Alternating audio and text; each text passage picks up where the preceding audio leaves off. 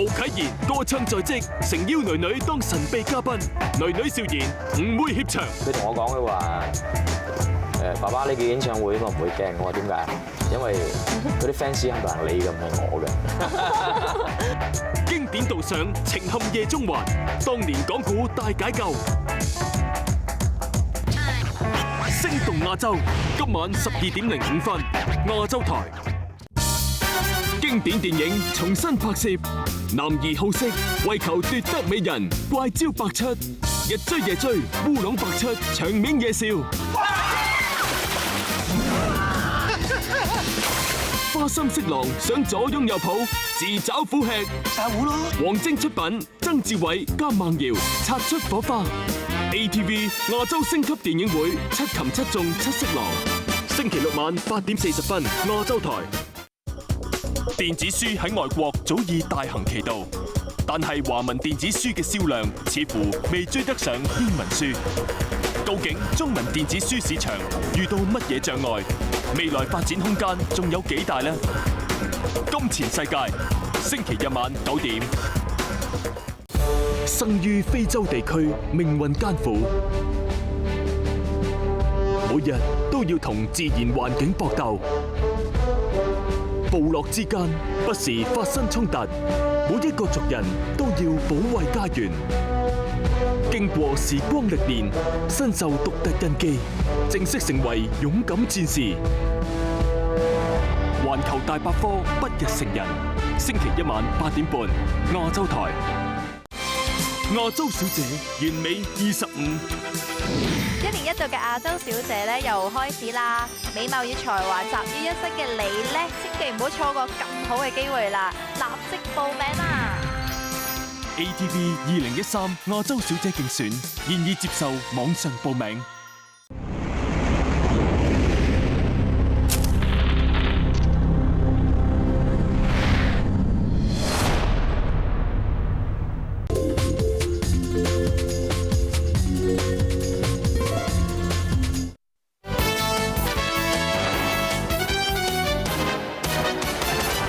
Welcome back. Stall owners at a new market in Tin Shui Wai have complained that there aren't enough customers. But first, in our wrap of local stories, an environmental group says it's confident of winning a court review to stop work on a man-made beach in Tai Po. Members of the Save Lung Mei Beach Alliance were at the High Court today to file a judicial review to stop construction of an artificial beach on the Tai Po coast. Development of the Lung Mei Beach site is due to begin soon. The activists said they were confident of winning, claiming that the government's environmental impact assessment for the project was flawed since it lacked information on endangered seahorses. The group vowed to fight to the bitter end to stop the development and even threatened to form a human chain at the site if their court review was rejected. But they were met with these protesters demanding that the government go ahead with the project. They argued that stopping the work was a waste of taxpayers' money and that the project had already been discussed for 20 years. Stall owners at this market that opened in Tin Shui Wai in February are worried about keeping their businesses afloat because of a lack of customers. The government has given them the green light to sell frozen meat to attract consumers. But some lawmakers today said that was not enough and criticised officials for not making the market's function clear. Was it for locals or tourists? The Hong Kong Observatory is warning that the current weather conditions could generate a typhoon. It also said the public should brace itself for bad weather over the coming couple of days. Overseas again, millions of Iranians headed to the polls today to pick a successor to President Mahmoud Ahmadinejad. They've been urged by Supreme Leader Ayatollah Ali Khamenei to turn out in force to discredit suggestions by the US that the election would not be free or fair. Last month, the US Secretary of State John Kerry questioned the credibility of the elections and accused Tehran of disrupting internet access.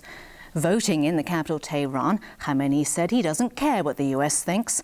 The country's 50 million eligible voters have a choice between 6 candidates, with chief nuclear negotiator Saeed Jalili the favourite. A Hong Kong-based company has won a deal to build a shipping canal across Nicaragua. Opponents of the $40 billion project accuse the Nicaraguan government of selling out the country to foreigners. But Managua says the channel will bring economic prosperity. A small protest was held outside the National Assembly in Nicaragua's capital, Managua, as lawmakers debated a controversial proposal to build a shipping channel across the Central American country. Inside the chamber, opposition lawmakers denounced plans to allow a Chinese firm to design, build and manage the passageway, which would rival the aging Panama Canal further south. Opposition legislators accused President Daniel Ortega of selling state assets to the Chinese. However, members of the ruling party outlined the benefits of the plan. Instead of 4 to 5% economic growth, we want 10 to 15%, said Edwin Castro. Growth at this level will give us full employment, he added. Legislators voted 61 to 25 in favour of the project. The Hong Kong-based HKND Group, headed by mainland lawyer Wang Jing, was granted a 50-year concession for the project. Under the proposal, the channel linking Nicaragua's Caribbean and Pacific coasts will include 2 free trade zones, a railway and airports. Work on the passageway, which could be 3 times longer than the 77-kilometre Panama Canal, is expected to begin in 2015, after the completion of feasibility studies. The development is being closely watched by the US as China tries to increase its economic and political clout in Latin America, a region Washington considers its backyard. Earlier this month, President Xi Jinping visited Trinidad and Tobago, Costa Rica and Mexico. Although Xi's tour ended with summit talks with his US counterpart Barack Obama in California, policymakers in Washington are keeping tabs as China tries to play a more prominent international role in keeping with its status as the world's second biggest economy. Europe's newest passenger jet, the Airbus A350, successfully took off on its maiden flight today. More than 10,000 employees and spectators gathered outside Airbus's Toulouse plant in southern France to watch the takeoff. The flight was manned by British and French pilots and lasted around 4 hours. It's the result of 8 years of development, worth an estimated $15 billion. The jet is seen as a rival to Boeing's 787 Dreamliner for sales of a new generation of light carbon composite jets designed to save fuel and fly longer routes. Time now for sports with Emily Sue. What's the latest from the US Open, Emily? Well, Luke Donald is in the lead. The Englishman tops the leaderboard on 4 under, although play was called off because of heavy rain in Ardmore, Pennsylvania. 2 rain delays made it a challenging first day at the US Open. But American Phil Mickelson managed to complete his round and clinch the clubhouse lead at the Marion Golf Club. Mickelson fired an impressive 3 under 67, one of the best opening scores he's recorded at the tournament. But world number 6 Luke Donald still managed to inch ahead of Mickelson by 1 stroke, reaching 4 under when his round was disrupted by rain at the 13th hole. The Englishman's shortened opening round included 3 birdies. Masters champion Adam Scott had a solid start at 3 under after 11 holes. The Australian fired 4 birdies and a bogey. World number 1 Tiger Woods was cut off at 2 under with 8 more holes to play. The blustery conditions became a nightmare for tournament favorite Woods, who was already struggling with a wrist injury. The American bogeyed 4 holes and has an uphill battle when play resumes.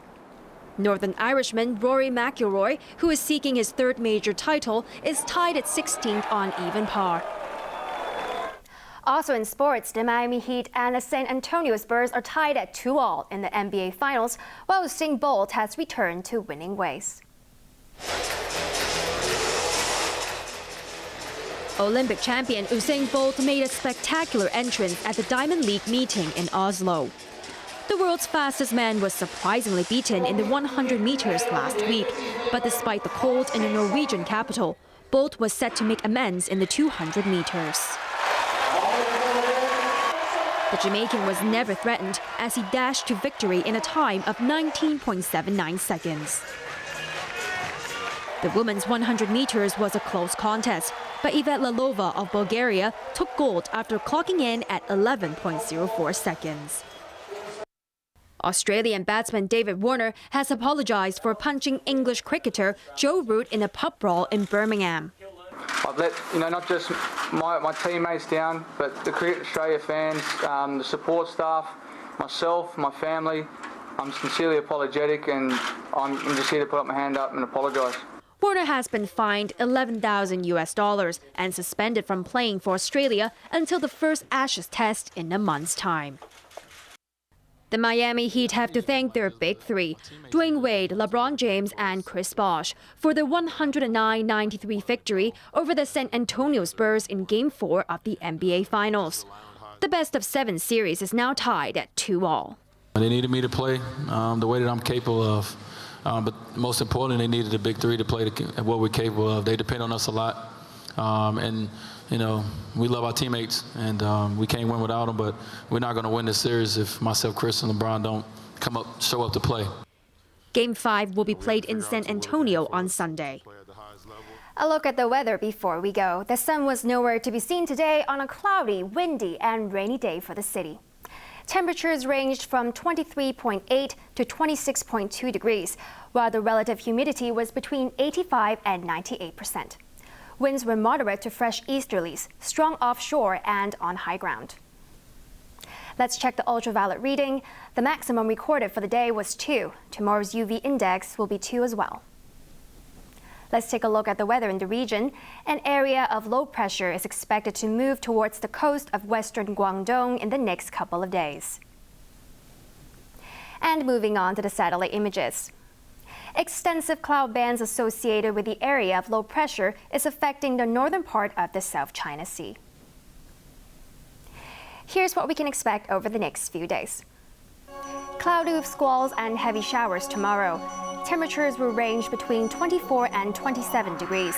More of the same on Sunday with a top temperature of 30 degrees. The rainy weather will last through the weekend and into next week. Now for tomorrow's air pollution levels. General stations will be low to medium at 15 to 50. Roadside pollution levels will be medium to high at 45 to 75. Finally, here's the weather around the world.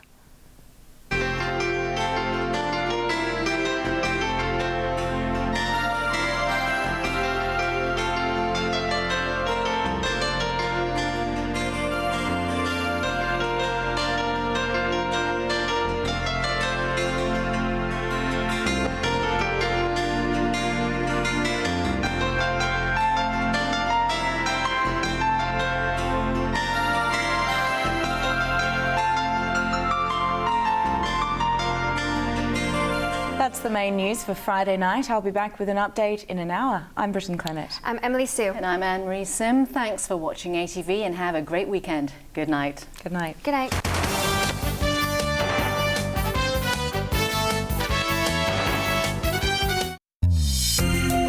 跟住落嚟係亞視普通話新聞。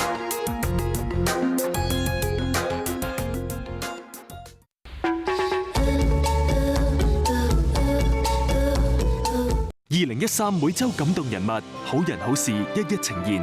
人生如戲，戲如人生，逆境而行，阮繼志，小丑醫生與孩子對抗病魔，楊兆澤。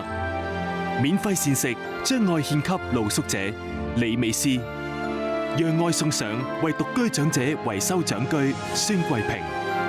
中國人壽海外呈現 ATV 2013感動香港周人物推選，星期日晚9點半，亞洲台。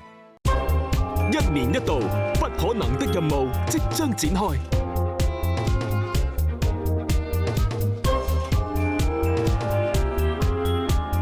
兩個家庭，5000隻馴鹿，大家互相照應，挑戰極限。環球大百科北極長征，今晚8點半，亞洲台。內地同香港簽署 CEPA 10年，